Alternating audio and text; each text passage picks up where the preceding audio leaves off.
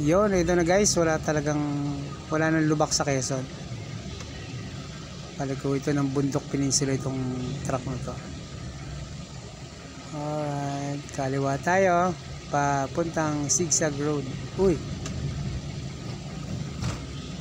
wala nang lubak ko. Oh my gulay.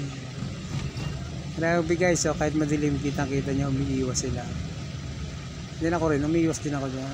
Ay, ito, dekada na to eh, itong lubak na to. Hindi ko alam bakit hindi naayos. Grabe no. Uy, baka naman pwedeng maayos naman to.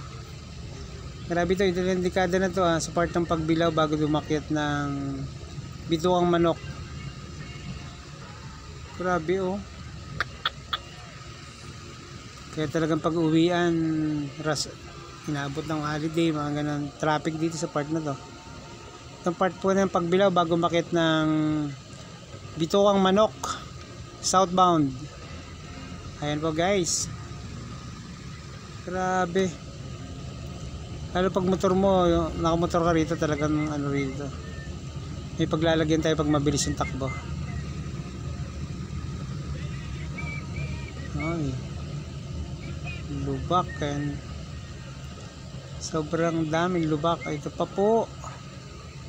Ayan, paano na po tayo, pakita tayo ng Bituang Manok pa kanan. Alright, sana maayos naman po ito sa mga kinaukulan. Baka naman